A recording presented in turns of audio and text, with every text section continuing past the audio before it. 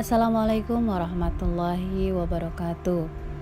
Pasal selanjutnya dalam kitab Sirul Asrar membahas tentang melihat Allah.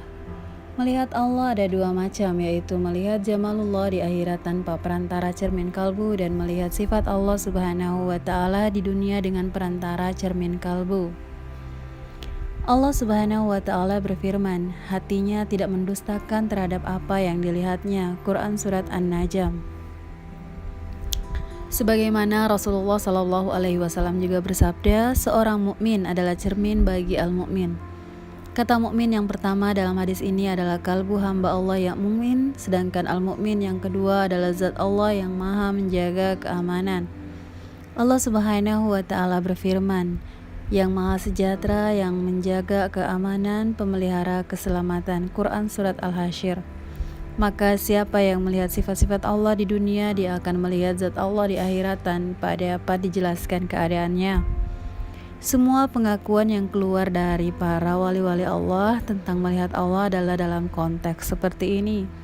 Seperti ungkapan Umar bin Khattab radhiyallahu an, kalbuku melihat Robku dengan cahaya Robku.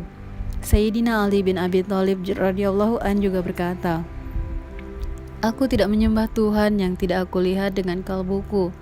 Semua pengakuan melihat Allah di dunia ini adalah musyahadah sifat-sifat Allah dari segala sesuatu yang ada dan yang terjadi di dunia ini. Seperti orang yang melihat matahari dari balik sinar lampion, maka dapat dibenarkan bahwa ia telah melihat matahari dalam arti yang luas.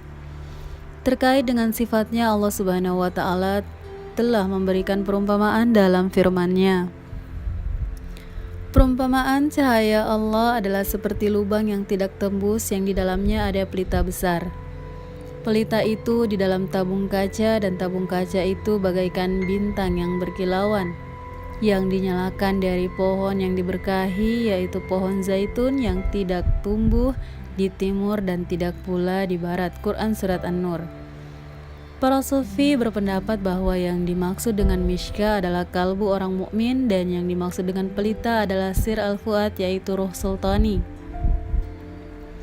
Yang dimaksud kaca adalah fuad. Allah Subhanahu wa ta'ala menyifati fuad dengan berkilauan karena cahayanya yang sangat kuat. Kemudian Allah juga menjelaskan sumber cahayanya yang dinyalakan dari pohon yang diberkahi. Pohon yang dimaksud adalah pohon talqin, dan tauhid yang murni pasti keluar dari lisan Al-Qudsi tanpa perantara. Seperti halnya Rasulullah yang menerima Al-Quran dari Allah secara utuh. Seperti halnya pada malam Isra dan Mi'raj, Rasulullah SAW meninggalkan malaikat Jibril karena malaikat Jibril tidak mampu melewati Sidrah Al-Muntaha. Kemudian Allah Subhanahu wa ta'ala menyifati pohon talqin tersebut dengan firman-Nya, tidak di timur dan tidak pula di barat. Artinya tidak dibatasi oleh sifat baharu dan tiada, serta sifat muncul dan hilang, melainkan kekal dan tidak hilang selamanya. Maka tidak boleh menunda lagi bagi hamba selain segera menyingkap hijab nafsu dan hatinya, sehingga hati hidup karena cahaya Allah Subhanahu wa ta'ala. Lalu dari hati yang hidup itu ruh menyaksikan sifat-sifat Allah. Memang tujuan penciptaan alam adalah menyingkap hasanah tersembunyi. Lalu aku ingin diketahui, maka aku menciptakan makhluk agar mereka mengenalku, yakni agar manusia mengenal sifat-sifat Allah di dunia. Sedangkan melihat zat Allah itu akan terjadi di akhirat tanpa perantara cermin hati dengan pandangan sir. Allah Subhanahu wa ta'ala berfirman, wajah-wajah orang mukmin pada hari itu berseri-seri kepada Tuhannya lah mereka melihat. Quran Surat Al-Qiyamah. Rasulullah SAW juga bersabda, aku melihat Tuhanku dengan rupa seorang anak muda yang tampan. Maksud dari anak muda yang tampan adalah tiflul ma'ani. Allah Subhanahu wa ta'ala bertajalli dengan rupa ini di dalam cermin ruh, tanpa ada perantara antara yang bertajali dan yang melihat tajali. Ditakwilkan seperti ini sebab Allah Subhanahu wa ta'ala suci dari memiliki rupa, memiliki materi dan fisik khusus. Rupa adalah yang terlihat di dalam cermin, bukan cermin dan bukan pula yang bercermin. Pahamilah, sebab ini adalah rahasia yang sangat dalam.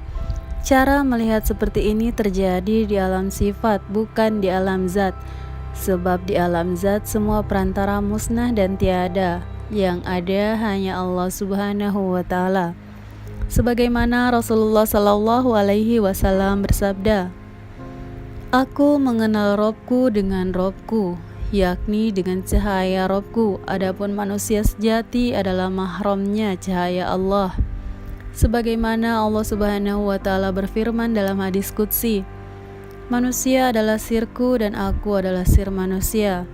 Rasulullah Shallallahu Alaihi Wasallam pun bersabda, "Aku dari Allah dan orang-orang mukmin dariku."